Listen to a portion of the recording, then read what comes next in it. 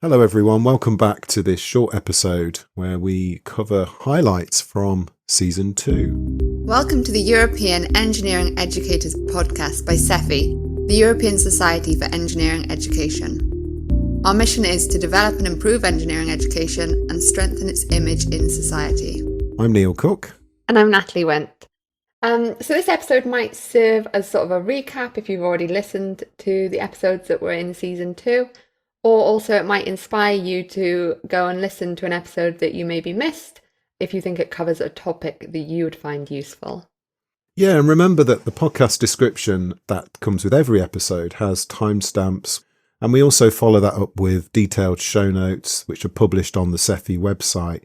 Now, these provide so much more detailed background resources, references, and further information. Yeah, lots of different ways to access that. Okay, so we've got a few people to thank for this season. It's great that the podcast still is being listened to, and we now have downloads that are across over 30 countries. So we'd like to thank all the guests for the season who kindly offered to be asked questions by us. And we'd also like to thank the SEFI headquarters who have always helped in sort of making sure that the podcast episodes are advertised and helping us with uploading various things to the website. So thank you for that. And of course, if you would like to feature on future seasons, please do get in touch with us. Yes, please do. So let's move on to Season 2 then. So the first episode was with Madeline Polmear from Vrije Universiteit Brussels, and we discussed leadership. So what I remember from this episode was how, Madeline really explained how leadership sort of conceptualized has changed from it being like a sort of innate property or characteristic that someone's born with to a sort of multifaceted sort of skill which can be learnt and exhibited in various ways. And also how it's very, it exists within a system. So leadership, you're surrounded by people and your leadership style sort of influenced by the system in which you're in. Yeah. So I think we really focused on some of the different aspects of leadership and how it could be defined in slightly various different ways. Yeah, so let's hear a clip now from Madeline on the episode where she defines leadership and talks about the lack of consensus about what it means. So leadership is something that I think is often discussed, but not always well understood. Yeah. And it's been studied and talked about for decades, and yet there still isn't a lot of consensus around what it really means. And I think that stems in large part from the difficulty in defining it in the many contexts in which it's used. But in practice, leadership is far more complicated. And it is increasingly conceptualized more as a process and a set of competencies. So that was Madeline talking about defining leadership. I think, Natalie, one of the key points from that episode was, although we were talking about leadership, we very quickly moved on to the idea of capacity building. And that was, for me, the greatest value that I took from that episode, because capacity building models, I think, are really important for us to recognise when we want to, build capacity in any endeavour. Yeah, I think this sort of stood out to me as well, Neil, in terms of we've got all these skills and also the skills, how they're conceptualised keeps sort of changing as society changes. Yeah. But obviously that means that for us as educators, we need to have some further understanding of how we might go about teaching those types of skills. So capacity building is definitely an important thing. So here's a clip of Madeline talking about capacity building. Yeah, so one way that helps us understand capacity building is looking at human behavior, and so why people would choose to engage in capacity building. And so there are a number of kind of models or frameworks around that. And so one that has gained traction is looking at behavior in terms of capability, motivation, and opportunity. and how those three dimensions need to come together to influence human behavior. So a capacity building activity could be an intervention, and in order to get people to engage with it, we need to understand, well, what is their motivation to do it? What is the opportunity that they have to engage in it? And then what is their capability in terms of their psychological or kind of physical ability to engage with that. And so related to capacity building, the activities or interventions are only as good as if people actually participate.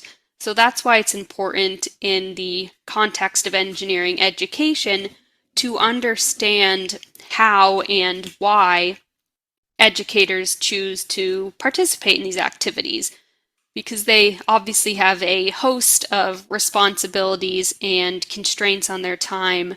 And so it's important to understand if they're choosing to participate in pedagogical training, for example, what are they hoping to get out of that? What opportunities are there? And how can those be kind of optimized to ensure that the educators and therefore their students get the most out of it? So there was Madeline talking about leadership and capacity building. Should we move on to episode 2, Natalie? Yeah, so for episode 2, we spoke to Calvin Rands from TU Delft, and Calvin spoke to us about blended learning. So he supports educators in sort of making novel blended learning experiences, and he told us a bit about one of the courses he developed, especially in relation to the changes he made during COVID-19. So what do you remember about this episode, Neil? I remembered a lot about this episode. This episode was a bit different to some of the others because Calvin is very much practitioner focused, and he has that media output. If you go to YouTube, you can see Calvin in a TV studio teaching some amazing things and in qualities that most people only can only dream about. So that was my thought of Calvin's episode. Was very much let's put our creative hats on. That was my takeaway. Yeah, think about the stories you're telling. Don't hold back and be too stuffy, if you like, about about what you're teaching. So what I remember, Neil, which I really liked, is the fact that using this blended sort of approach whereby Calvin was sort of giving students exercises online sort of prior to the class meant that he could spend a lot more time with them within class time. And this led him to develop more of a coaching approach whereby he was able to sort of assist students with their problems as opposed to, teach them new material. And that's an approach that I really liked. So here's Calvin speaking about that coaching approach now. Well, I had the benefit of when I started playing around with this, I did it in the bachelor in early courses. And the reason why I say that's important is I don't feel that the content is my expertise, because most of us who have an engineering degree could teach any course in first year bachelors. So I don't have a personal connection to the content. Right. Okay. And I think that makes a big difference. Like some teachers you really see in properly doing the blended learning or transforming that learning experience, it's taking the perspective that the content is kind of just the context of the course. The learning experience is much more, and I hate the term soft skills, but soft skills works into there. The critical reflection, the higher order learning objectives on the Bloom's taxonomy, those are all kind of, they require that coaching role. That requires them to take content and try and do something with it. So that was Calvin talking about his coaching approach. And later on in that episode, he also talked about the deep kind of connection that you need to make with students when you're doing coaching as opposed to just teaching, and the phenomenon of what he called empathy overload. And the last thing is a warning. If you get into sort of this coaching role and being more authentic, you are going to be connecting more with the students as people. Yeah. That's not necessarily a bad thing, but it can be overloading to feel all of the struggles and pain that students are going through. So when I started doing this more, not just in COVID, but even now, I have students who feel comfortable to come and talk to me about they're struggling with this. They would like advice on this. And they're not looking for handouts. They're honestly struggling through something and reaching out. And when you have 500 students, that can quickly overwhelm you, for sure. You can have an empathy overload. But I find my own ways to cope with that, but I see it as a positive side effect in the sense that, I'm having that coaching connection with someone. I definitely think Calvin made a valid point there, and something I definitely sort of struggle with when working with students. So what's the next episode, Neil? Well, episode 3 was Sofie Craps from KU Leuven, Belgium, again on identity, professional identity. Now, Sofie was working on a very big project in Europe the last few years called Prefer, which is looking at the professional roles model. Now, many listeners may have heard of this project. If you haven't, please look it up, because it's been quite influential. And one of the interesting things that she picked up on was some of those struggles that people have and some of the competencies that they need to have to overcome them. Well, it requires some self-reflection, and that is not the most favorite activity of engineering students. However, it is important to have a clear view on who one is, what your strengths and weaknesses are, interests, values. So it's an important adaptive competence, actually. It is also associated with more confidence in one's ability in making good career choices. So it is important, but not something that students automatically do themselves or engage in. So as part of that work, Sofie had sort of looked at the different types of roles that engineers do, and she'd managed to narrow them down to 3 sort of main types. So product leadership, operational excellence, and customer intimacy. And so then, students could try and identify which one they were most suited to. But also an interesting sort of finding from the work was there was sort of a mismatch of roles. So, more students were interested in the roles that there were less jobs in, for example. So that was one of the interesting findings from that work. And here's Sofie now talking about that. Least in the innovative role, actually, where if you ask students, especially first-year students, they're most interested in that role. So there's a little bit of a mismatch there. The most interested is the least available in the labor market, actually. Oh, no. But perhaps it's also the one that speaks to your imagination the most, inventing new things and making the world better. And that's maybe also why they start studying engineering. So the preference change also over the course of of the engineering program. It's more differentiated when you speak to master students.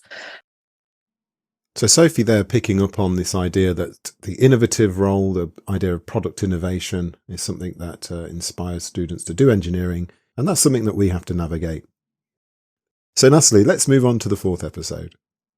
So for the 4th episode, we had Chris Smith from Glasgow Caledonian University, and he spoke to us about work-based learning, which involves sort of universities and industry partnering together to deliver a students' education. So in this episode, we sort of spoke a lot about the different tensions, the different sort of types of degree available to a student, whether that be work-based or solely within a university.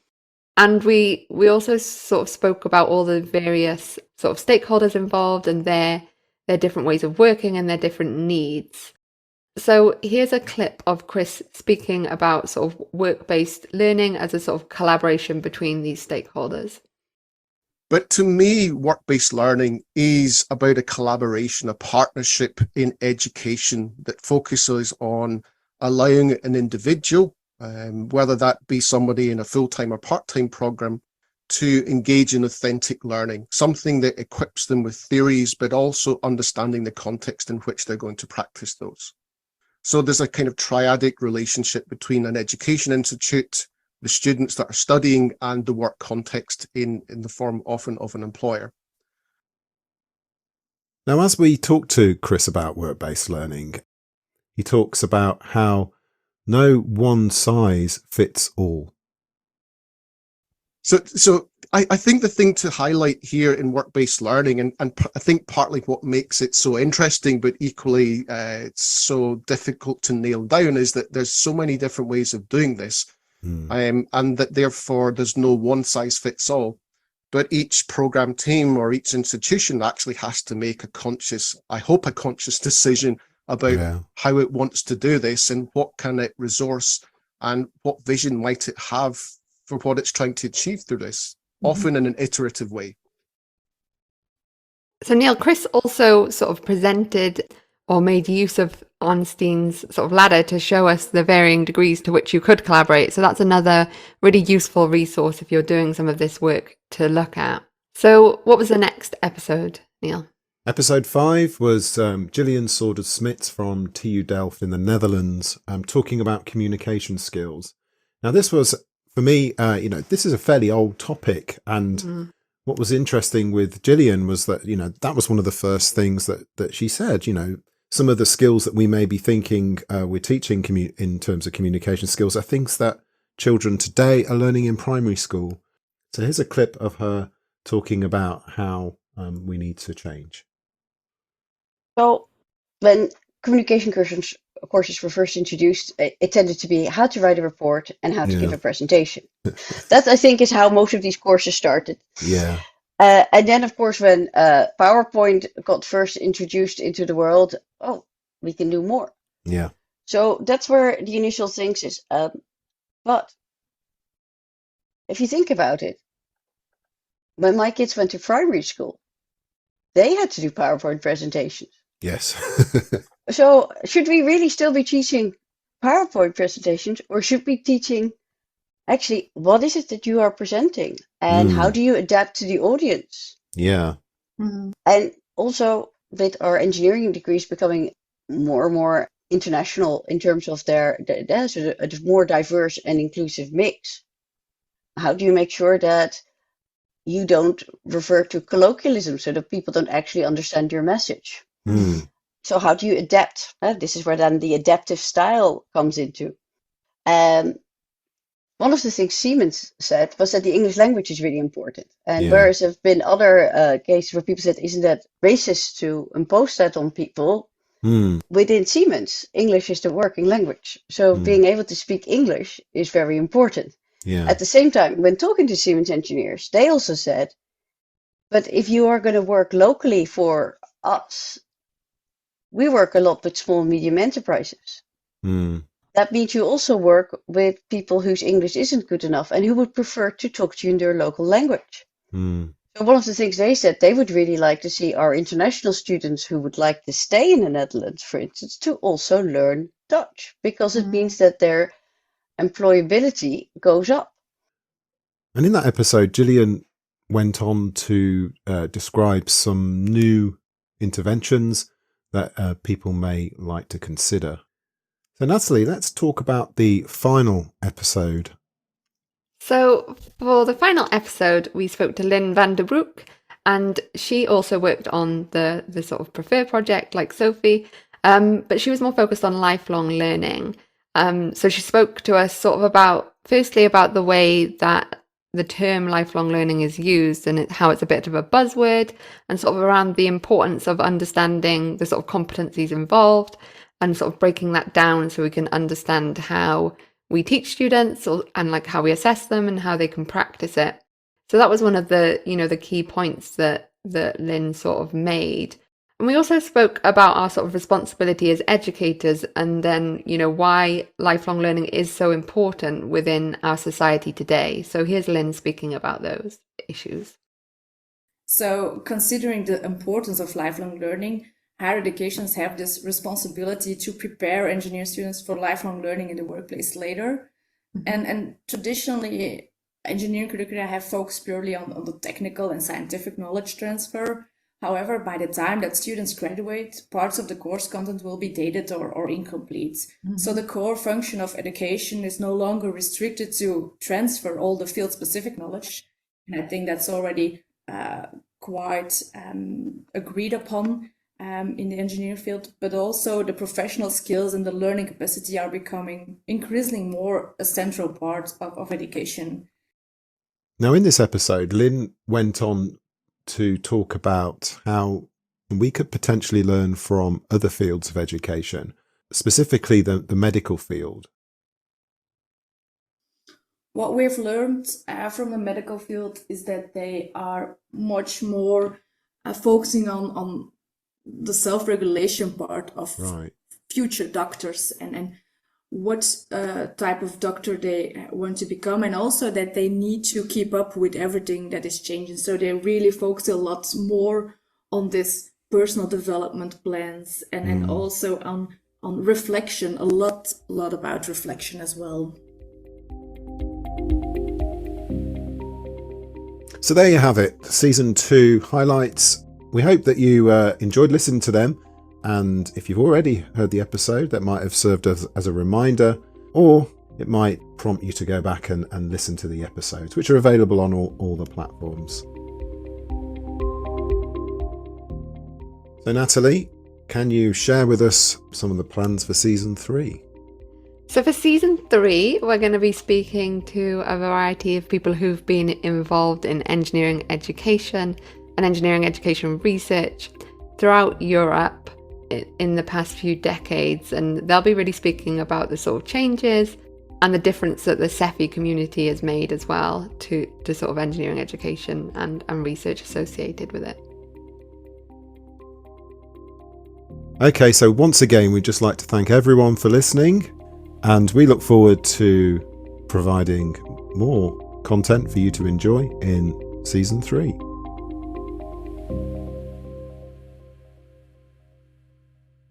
Take care. See you soon. Bye for now.